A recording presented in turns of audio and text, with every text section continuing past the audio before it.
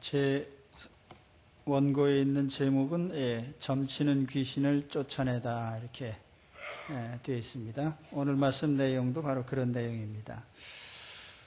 누가가 사도행전을 기록하면서 유럽 최초의 빌립보성에서 전도한 세 가지 결과들을 기록을 하고 있습니다.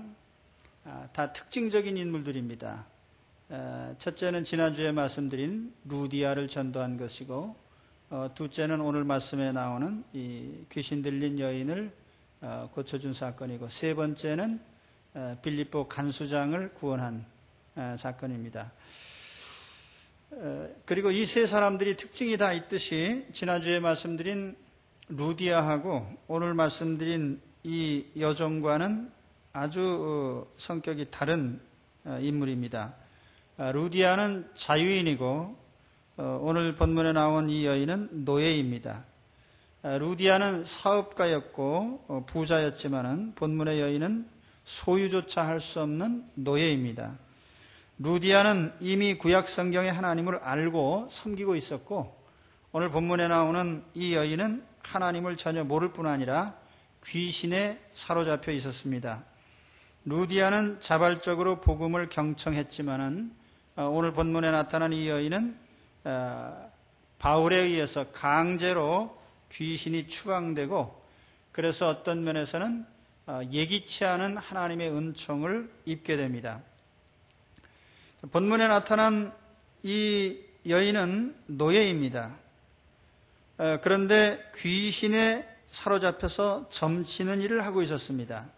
16절에 보면은 우리가 기도하는 곳에 가다가 점하는 귀신 들린 여종 하나를 만나니, 이게 점하는 귀신 들린 여종, 이 점하는 귀신 들린이라고 하는 이 표현이 그 헬라어로 보면은 그 에쿠산 프뉴마 피토노스, 요거를 이제 영문으로 번역하면은 possessed spirit 파이돈이란 뜻입니다.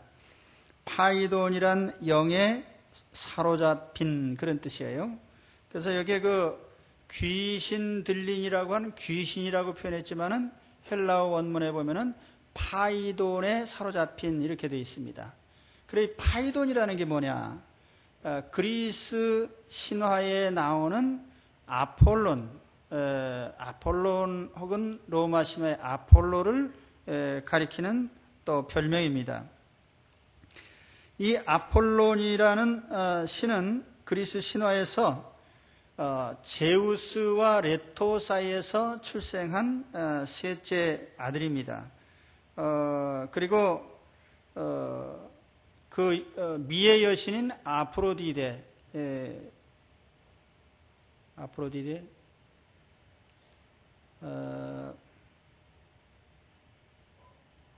제가 지금 착각을 한 것 같은데, 아테미스, 아테미스하고 남매지간으로 그렇게 알려져 있습니다. 제가 지금 헷갈려가지고 원고를 쓰다가 제가 착각을 했는지 아닌지 잘 모르겠는데, 아무튼 아무래도 상관없죠. 신화니까.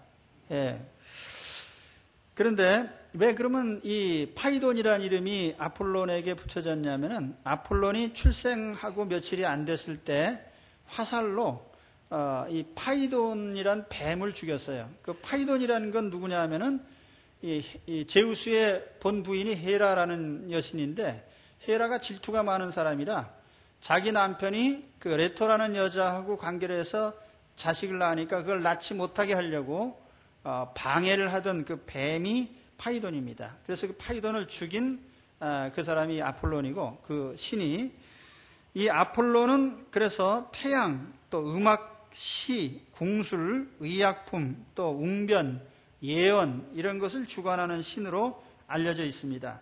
특히 예언을 담당하는 신. 그래서 이 아폴론의 신탁을 받은 사람은 최고의 예언가로, 점성가로 이렇게 알려져 있었습니다. 오늘 본문에 나오는 이 여인이 파이돈에게 사로잡혔다라는 말은 바로 아폴론의 신탁을 받은 여자라는 얘기예요. 그렇기 때문에 대단히 말하자면 많은 예언, 요즘 말로 하면 점이죠. 점을 쳐주는 그런 일을 하고 있었다. 이런 얘기입니다. 그러나 이거 어디까지나 신화 속에 나오는 얘기이기 때문에 본문의 이 여자 속에 파이돈의 영이 있는 건 아니고 그저 하나의 귀신일 뿐이죠. 그 귀신이 그리스 사회에서 통용되던 파이돈에게 사로잡혔다 이렇게 알려진 것입니다.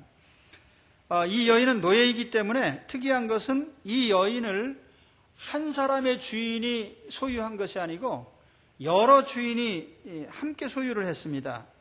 16절에 보면은 점으로 그 주인들을 크게 이해하게 하는 자라. 주인들이라 해서 복수형으로 나타나는데 이것은 당시 통상 노예는 어떤 한 소유자가 가지게 되어 있는데 여럿이 공유를 했다는 것은 무슨 뜻이냐 하면은 이 여자를 통해서 수입이 많이 들어오니까 수입을 분배하기 위해서 아마 공유를 했던 것 같습니다. 귀신 들린 여인, 노예의 여인, 세상에서는 불행한 사람인데 이 불행한 사람을 통해서 돈을 버는 사람들은 대단히 뻔뻔스럽고 나쁜 사람들이죠. 그러나 오늘날에도 세상에는 남의 불행을 통해서 이익을 챙기는 사람들이 무수히 많습니다. 그거 뭐 일일이 다 예를 들 필요는 없겠죠. 세상에는 남의 불행은 나의 이익이다 이렇게 생각하고 사는 사람들이 많이 있다는 거죠. 그러나 오늘 말씀에서 정작 문제가 되는 것은 이 귀신 들린 점치는 이 여자도 아니고 이 여자를 소유한 주인들도 문제가 아니고 실제로 문제가 되는 사람들은 누구냐면은 점을 치는 사람들이에요. 점치는 사람들이 있으니까 점쟁이가 있는 거고 점치는 사람들이 돈을 갖다 바치니까 점쟁이들이 많아지는 겁니다.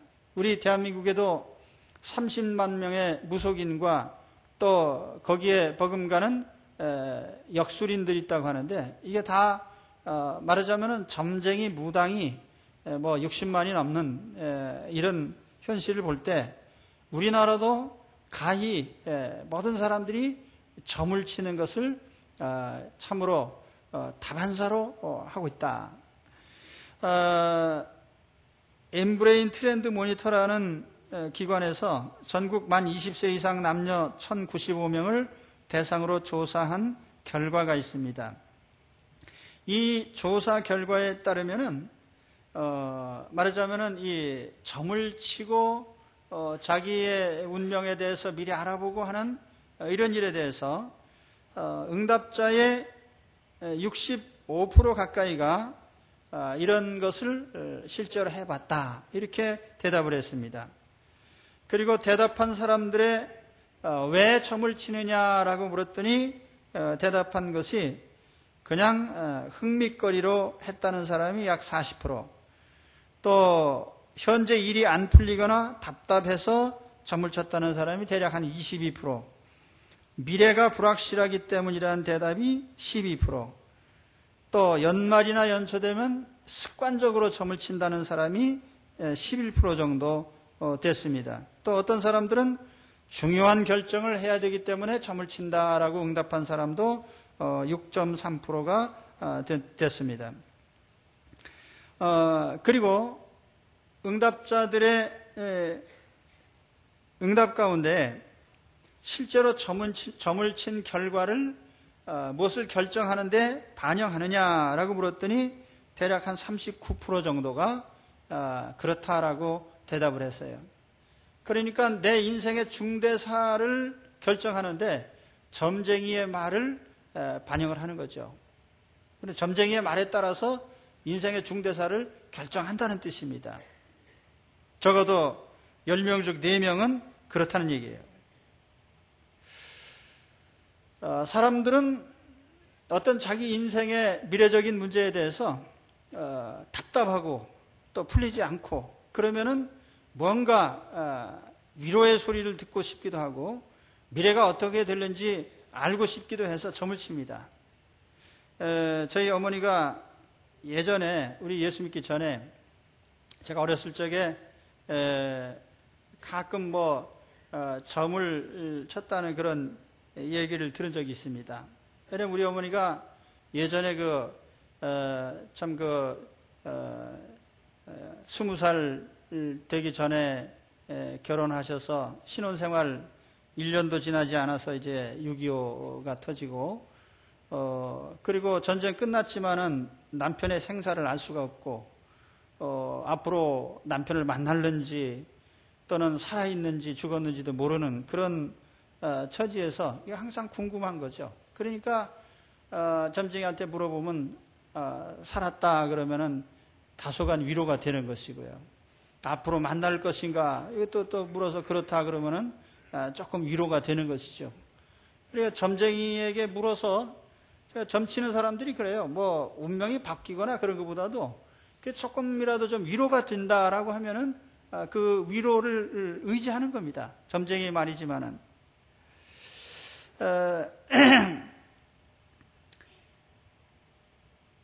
그래서 이 점치는 사람들의 심정은 우리가 10분 이해할 수 있습니다. 그러나 여기에는 근본적으로 잘못된 우리의 생각이 밑바탕이 되고 있는 거예요. 첫째로는 사람은 어떤 운명 지어진 것을 바꿀 수 없다고 하는 그런 사상과 또 사람의 앞날은 불행하게 운명 지어져 있으면 계속 불행하다라고 하는 어떤 그런 전제를 깔고 있는 거죠. 그러니까 내가 불행한 운명이다 그러면 그걸 사람들은 받아들이는 겁니다. 그걸 미리 알고 싶어 하는 거죠. 그럼 나는 불행한 운명을 타고난 사람인가? 그런데 이것은 성경의 사상과는 잘못된 거죠. 창세기에 보면 하나님이 사람을 만드실 때 불행하게 만들려고 만드시지 않았습니다. 인간을 만드실 때 하나님께서 하나님의 형상과 모양으로 하나님의 성품과 인격을 담게 만드신 이유는 모든 인간이 하나님과 교제하고 하나님의 축복된 삶을 누리도록 우리를 행복하게 만들어주시기 위해서, 행복하게 하시기 위해서 우리를 만드셨습니다. 결코 우리를 노예로 부려먹거나 또는 우리를 고난에 빠뜨리거나 우리 인생이 비극적으로 끝나도록 그런 의도로 하나님이 인간을 만드시지 않으셨습니다. 뿐만 아니라 인간이 하나님의 뜻을 저버리고 타락한 후에도 하나님께서는 예수 그리스도를 보내셔서 예수 그리스도 안에서 우리가 거듭나고 다시 하나님의 자녀의 자리로 돌아올 길을 열어주시고 우리의 세상에서의 불행한 인생을 바꿀 수 있도록 기회를 주셨습니다.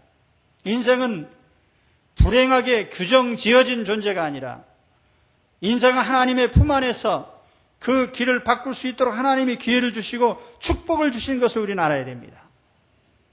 그래서 우리가 점쟁이들이 생각하듯이 불행하게 운명 지어졌으면 결단코 바꿀 수 없는, 그래서 불행 속으로 빠져들어가 있는 그런 존재가 아닙니다.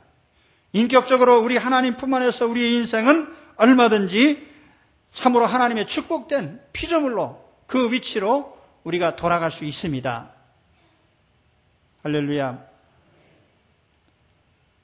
운명론자들이 돼서는 안 되는 거예요. 그리고 운명이라는 것은 하나님 손에서는 얼마든지 바꿔지는 것이고 새로워지는 것입니다.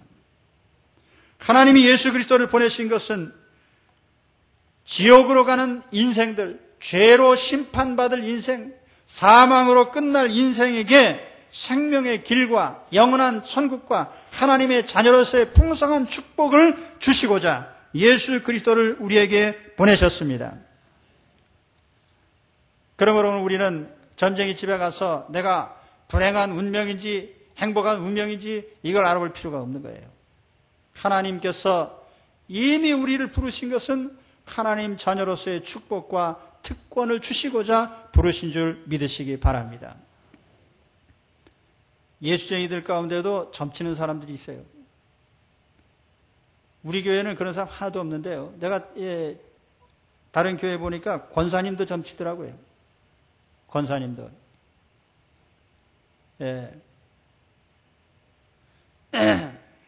점쳐봐야 소용없어요. 그 점쟁이가 뭘 압니까? 기냐 아니냐 둘 중에 하나지요. 항상 확률 50%예요. 예. 부채도사예요.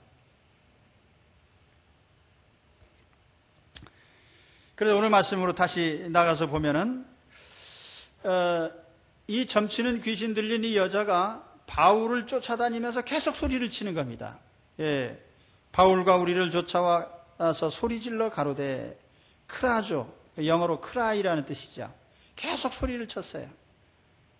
소리 높이 외친 내용이 뭡니까? 두 가지입니다. 첫째는 바울의 신분이에요. 이 사람들은 지극히 높은 하나님의 종입니다. 이 지극히 높은 하나님이라는 표현은요, 당시 그 그리스 로마 사회에서 신들 중에 제일 높은 신을 가리킬 때 쓰는 관용적인 표현이에요. 그러니까 지극히 높은 신 그러면 신 중에 제일 높은 신 그런 뜻입니다. 그러니까 바울이 전하고 있는 이 바울의 신분은 누구냐? 바울은 제일 높은 신의 종이다. 그런 뜻인데 사실은 신이란 존재는 하나님 외에 없죠. 그러니까 유일하신 하나님의 종이다. 이것을 이교적인 표현으로 이렇게 부른 겁니다. 지극히 높으신 하나님의 종이다. 자기 자신은 점치는 귀신 들린 하찮은 귀신의 노예이지만 이 사람은 제일 높은 하나님의 종입니다. 라는 것을 이 귀신이 지금 선전하는 거예요. 그 다음에 두 번째 뭘 또 외쳤습니까? 16절 하반절에 보면 구원의 길을 너희에게 전하는 자라. 구원의 길을 전한다. 이들이 전하고 있는 그 내용은 구원의 길이다라고 또 이렇게 선전을 하고 있습니다. 자기 자신은 단순히 돈 받고 그저 확실하지 않은 미래에 대해서 횡설수설해 주는 것이 자기의 일이지만 이 사도 바울과 이 종들은 구원의 길을 제시하는 사람이에요. 다시 말하면 인생들은 구원받아야 될 존재입니다 라고 외치고 있는 것입니다. 모든 사람들은 죄의 노예요, 사탄의 노예요, 영적으로 하나님과 단절돼서 죽은 상태에 있는 사람들이요. 그래서 하나님의 진노 앞에 있는 구원받아야 될 그런 사람들에게 지금 구원의 길을 알려주고 있다. 이것이 이제 귀신이 지금 소리 높이 외치는 내용입니다.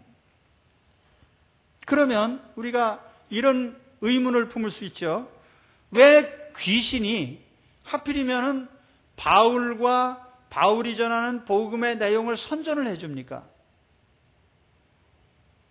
여기에 대해서 어떤 주석가는요, 이 몇 가지 이유를 제시를 했습니다. 첫째는 이 여자는 돈벌이가 주 목적이기 때문에 혹시 바울을 선전해주면은 돈이라도 받을까 해서 그랬다. 또 어떤 사람은 이 여인은 자기 속에 귀신이 있는 것을 알고 있었기 때문에 제일 높은 신이 자기 속에 있는 귀신을 쫓아내면 자기가 점을 못 치니까 그래서 미리 화해책으로 말하자면 아첨을 떨었다 이거죠.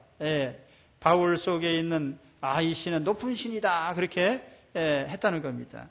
또 어떤 사람은 이 여자는 바울이 하나님의 보냄을 받은 종이라는 것도 알고 있고 가장 권세 있는 하나님의 영의 인도를 받는 종이라는 거 알고 있었어요. 그래서 이 사람을 바울을 높여줌으로써 혹시 자기에게도 어떤 영적인 권위나 능력을 좀 나눠받지 않을까 하는 이런 생각에서 했다는 것입니다. 그러나 어떤 연유에서 구체적으로 이 귀신이 바울을 선전해 줬는지는 알 수가 없어요.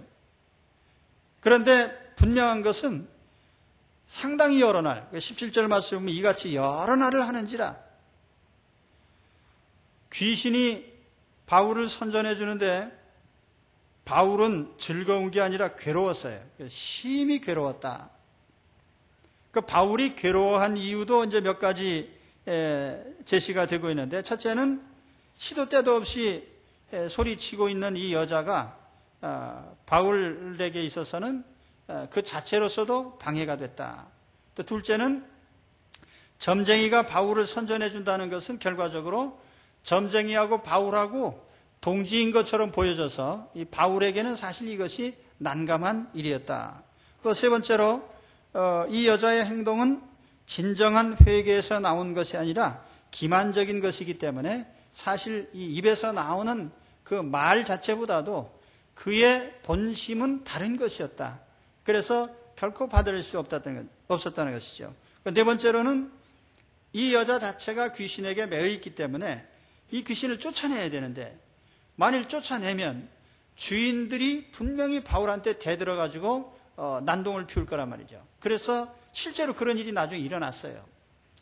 그 귀신 쫓아내니까 주인들이 그냥 자기들의 수입이 끊어졌다고 해가지고 바울을 붙잡아다 때리고 감옥에 가뒀거든요. 어떻든지 간에 바울의 기본 입장은 이것입니다. 귀신이 아무리 나를 선전해 준다 해도 귀신의 도움은 필요 없다는 거죠. 오늘 우리도요, 이 세상 사는 데 있어서 이것은 대원칙입니다. 영적인 원리예요. 여러분 세상 살아가면서요, 악한 영이 잠깐 나를 도와주고 나에게 좋은 말을 했다고 해서 좋아할 필요가 전혀 없습니다. 우리는 사단의 도움을 받을 필요가 전혀 없고 마귀와는 협상할 필요도 없고 타협할 필요도 없습니다. 따라합시다. 마귀와는 협상할 필요도 없고 타협할 필요도 없다. 마귀의 도움은 전혀 필요 없다. 예, 우리는 우리 주님의 은혜 가운데 사는 사람이고 주님의 능력으로 사는 사람들이기 때문에 마귀가 도와주는 것은 조금도 필요가 없는 거예요. 그리고요, 중요한 게 뭐냐면은 마귀는 근본적으로 회개라는 게 있을 수가 없고 진정한 마음으로 우리를 잘되게 하려는 의도에서 그런 일이 없습니다. 사단의 목적은 무엇입니까? 우리로 하여금 수치를 당하게 하고 망하게 하고 우리를 실패하게 하는 것이 마귀의 궁극적인 목적이에요. 그렇기 때문에 마귀가 손을 잡는다고 하면은 흥하는 것 같지만 망하게 되고 영광스러운 것 같지만 수치를 당하게 되고 성공하는 것 같지만 실패하게 됩니다. 마귀와 손 잡는 자들은 그렇게 되기 때문에 사탄의 도움은 전혀 필요 없다는 거예요. 마가복음 3장 11절에 보면 더러운 귀신들도 어느 때든지 예수를 보면 그 앞에 엎드려 부르짖어 가로되 당신은 하나님의 아들입니다.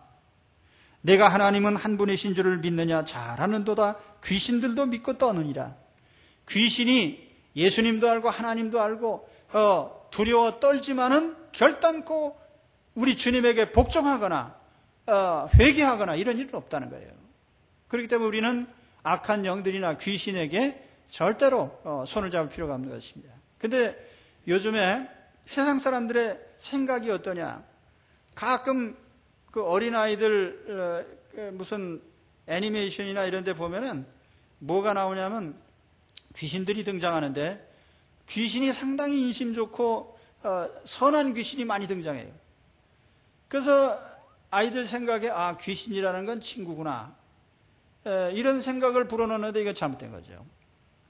성경이 말하는 귀신이나 사탄의 영은요, 절대로 선한 의도를 갖고 있지 않습니다. 하나님을 대적하고 우리로 하여금 죄를 짓게 만들고 망하게 하는 것이 근본적인 목적이에요. 그 성경에 보세요. 귀신 들린 사람은 외아들을 간질병에 걸리게 했습니다. 또 어떤 경우에는 쇠사슬에 묶어놔도 공동묘지에서 쇠사슬을 끊고 나올 정도로 이런 아주 정신이상자가 되게 합니다. 말을 못하게 합니다. 물과 불에 뛰어들게 합니다. 죄를 짓게 합니다. 이게 귀신의 본래 모습이에요. 그러니까 이 악한 영과 타협하면은 절대적으로 망한다는 사실을 확실하게 아시기를 바랍니다. 근신하라 깨어라. 너희 대적 우는 마귀가 우는 사자같이 두루 다니며 삼킬 자를 찾나니 너희는 믿음을 굳게 하여 저를 대적하라. 마귀는 어떻게 해요? 대적하라. 예, 물리쳐라 말이에요. 대적하고 물리쳐라. 우리가 이 세상 살면서 대적하고 물리쳐야 될 하나밖에 없는 대상이 누구냐? 마귀요, 귀신입니다. 잘 아셔야 됩니다. 악한 영들이요. 오늘 이 말씀을 들으시면서요, 마음에 확고부동하게 이 생각을 갖고 계셔야 됩니다. 혹시 모릅니다. 세상 살다 보면은 악한 영이 나를 돕는 것처럼 소리 높이 나를 선전해주고 그래서 솔깃해가지고 나랑 손잡읍시다라고 하면은요, 틀림없이 망할 거예요. 예.